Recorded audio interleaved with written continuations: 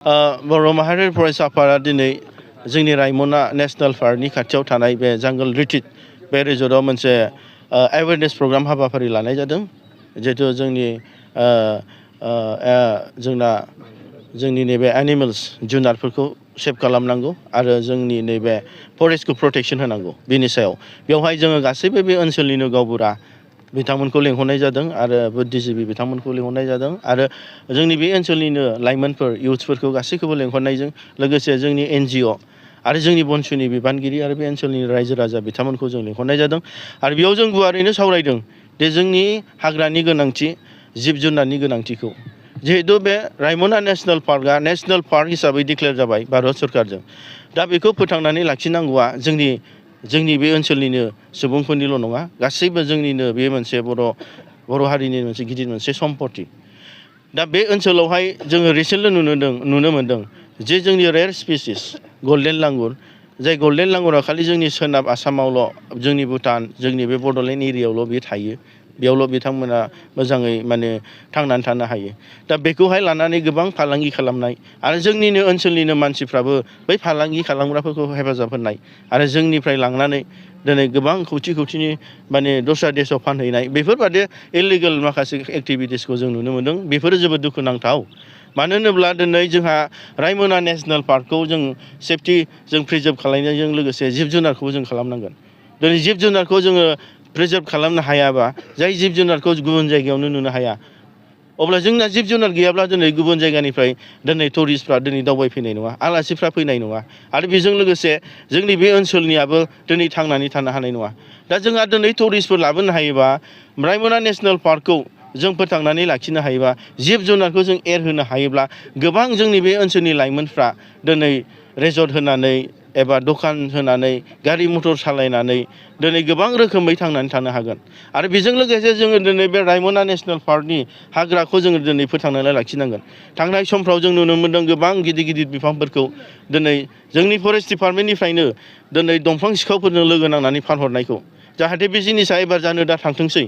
मानो होनोब्ला दिनै दंफाङानो गैलिया आरो दंफां लाइफां गैयाब्ला बे जिब जुनारा बोरै थांनानै थागोन, फिथाइ सामथाइ मोनजायाब्ला। अब्ला जोङो दिनै दंफां लाइफां गैयाब्ला दिनै जों आबाद मावनानै जाग्रा जोंनि बर' सुबुंफ्रा मा जागोन, दिनै अखानि आंखाल जागोन। आरो दिनै बेल' नङा, गिथावनासिना जाहैबाय फैबाय थानाय समाव जोंनि बे हाखराव जों दंखल दैखर जावनानै जों दै लोङो, बेयो दिनै 30-40 फुटावनो जों दिनै मोनो। नाथाय दंफां लाइफांखौ जों फोजोबनानै लायोब्ला सानसे समाव जों 100-200 फुटनि उनावबो गोथौआव जावबाबो मोननाय नङा। बै राजस्थान हारियानाफोराव दिनै मा जादों, 400 मिटारनि गोथौआव जावनांगौ जानानै फैदों। अब्ला जों बेफोरबादि हालोदखौ जों दिनै जोंनि बे ओनसोलनिनो जोंनि सुबुंफ्रा सांग्रां नङाब्ला, जों बेखायनो गावबुरा हक, जोंनि लाइमोनफोर हक, NGO हक एबा गोबां आफादनि जोंनि दैदेनगिरियानो हक, जों जयै बेखौनो दिनै सिन्था खालामदों दे फैबाय थानाय समावहाय दिनै बे रायमना नेशनेल पार्कखौ जों बिफां लाइफांनिफ्राय गोमानायनिफ्राय जों होबथानांगोन, जिब जुनारखौ दिनै गोमालांनायनिफ्राय जों होबथानांगोन आरो बेजों लोगोसे जों बे ओनसोलखौ जों समायना खालामनांगोन, जाहाथे बाहेरानिफ्राय दिनै आलासिफ्रा दावबायफैनो हायो आरो फैबाय थानाय समाव जोंनि गथ' गथायफ्रा खस्थ' मोना, जाहाथे अखा बांखानिफ्राय जों अभाब जाया, दै लोंनायनिफ्राय बेसिक थांनानै थानाय मानसिनि बेनिफ्राय जों दिनै बन्सित जाया। दा बेखायनो जोङो जोंनि लाइमोनफोरखौ स्पेसियेलि दा बिथांमोनखौ जों खावलायदों, दा बिथांमोना दिनै बे ओनसोलखौ प्रिजार्भ खालामनो हायोबासो, फोथांनानै लाखिनो हायोब्लासो बिथांमोनाबो दिनै थांनानै थानायनि परिबेसखौ मोनगोन। आनइमप्लयड इउथ्स जाय बिथांमोना दिनै साख्रि बाख्रि मोनाखै। आरो बेजों लोगोसे जों बुंबावदों लाइमोनफोरखौ दिनै जों वर्क कालसारखौ जों लाखिफिननांगोन। मानो होनब्ला गोबां हा हु दिनै ओरैनो थाबाय, सोरबा बादिया दिनै थिखा मावनो होसोबाय, दिनै समानो नस्थ' जाबाय, दिनै आबाद मावनायानो थालांबाय। जाहाथे बै जिनिसखौ जों गोसोआव लानांगोन जे जों थिखा मावनायल' नङा, आबाद मावनानैब्लाबो जों दिनै सासे एन्टारप्रेनर जानो हायोब्ला जों खौथिनि मालिक जानो हायो। जोंनि जा गोबां जोंनि सुबुंफोरखौबो आनइमप्लयडफोरखौबो जों फोथांनानै लाखिनो हायो। दिनै जा हा हु दं, जों गासिबो दं, दैनिफ्राय लानानै जों सानलाइट दं, जोंना गासिबो दं माबाफ्रा। आरो बे हाया जाहैबाय बिराद हासार गोनां हा। दा बेवहाय जोंना गायबानो आबादानो जायो, जिखि जाया आबादानो जायो। अब्ला जोंहा मोनसे थांनानै थानायनि जे मोनसे परिबेस दं, बे परिबेसखौ जों लाखिलांनांगोन। नङाबा फैबाय थानाय समावहाय जों मोनसेबो भागआवहाय जोङो थालांनांगोन आरो जों थांनानै थानायाबो प्रब्लेम जागोन आरो फैबाय थानाय फंबाय बिनानावमोन, गथ' गथायाबो दिनै एखे कालसारखौनो लालांगोन।